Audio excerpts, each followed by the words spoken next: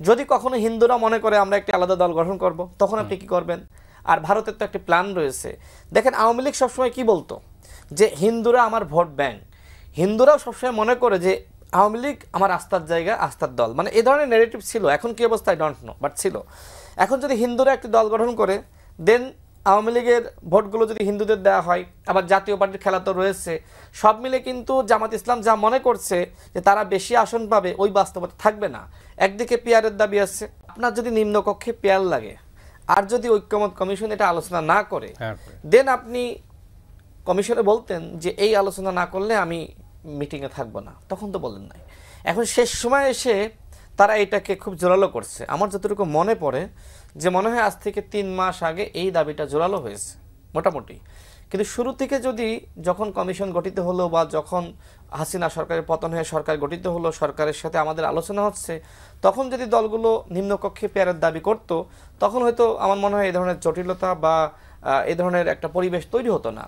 এখন আমার যে অভিমত, দেখেন, উচ্চকক্ষে পেয়ার নানান কারণে বাস্তবসম্মত। আমাদের দল 21 সালে আমরা যখন গঠন করি, তখন আমরা বলেছি যে উচ্চকক্ষের যে আসন বন্টন সেটা হতে হবে সংখ্যানুপাতিক ভিত্তিতে, যদি উচ্চকক্ষ হয়।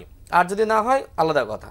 তবে নিম্নকক্ষে যদি মানে পেয়ারটা হয়, নানান ধরনের জটিলতা আছে বাংলাদেশের বাস্তবতায়। যেমন এইখানে সরকার স্টেবল হবে না, যে কোনো সময় সরকার পড়ে যাবে। তো বাংলাদেশের বাস্তবতায় এটা কি সঠিক? আবার আওয়ামী ফেসিবাদ কিন্তু ফিরে আসতে পারে, পুনর্বাসন হতে পারে। যেমন আমাদের দলের পক্ষ থেকে আমরা বলেছি যে, মানে আমাদের কাছে তথ্য ছিল যে আওয়ামী লীগের সাংগঠনিক কার্যক্রম যেহেতু নিষিদ্ধ করা হয়েছে, সেক্ষেত্রে জাতীয় পার্টির মাধ্যমে ভারতের একটি হস্তক্ষেপ ছিল যে তাদেরকে ফেরাবে। দেখেন, গোপালগঞ্জ, মাদারীপুর, ফরিদপুর বা অন্যান্য অঞ্চল আওয়ামী লীগের ঘাঁটি আছে না? তো জাতীয় পার্টি যদি নির্বাচনের সুযোগ পায়, সেক্ষেত্রে ভারতের প্ল্যান অনুযায়ী তাহলে আওয়ামী লীগের ভোট কোথায় যাবে? জাতীয় পার্টিতে যাবে না? আওয়ামী লীগের তো একটা ভোট আছে, মানতে হবে তো।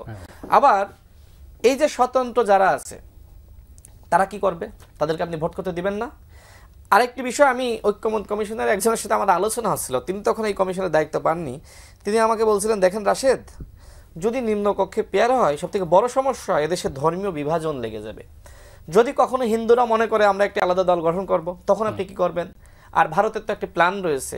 দেখেন, আওয়ামী লীগ সবসময় কি বলতো যে হিন্দুরা আমার ভোট ব্যাংক। হিন্দুরাও সবসময় মনে করে যে আওয়ামী লীগ আমার আস্থার জায়গা, আস্থার দল, মানে এই ধরনের নেগেটিভ ছিল। এখন কি অবস্থা আই ডোন্ট নো, বাট ছিল। এখন যদি হিন্দুরা একটি দল গঠন করে, দেন আওয়ামী লীগের ভোটগুলো যদি হিন্দুদের দেওয়া হয়, আবার জাতীয় পার্টির খেলা তো রয়েছে, সব মিলে কিন্তু জামাত ইসলাম যা মনে করছে যে তারা বেশি আসন পাবে, ওই বাস্তবতা থাকবে না। বরং নিম্নকক্ষে পেয়ার হলে আওয়ামী লীগের একটা পুনর্বাসনের জায়গা হবে। এরকম অসংখ্য সমস্যা রয়েছে।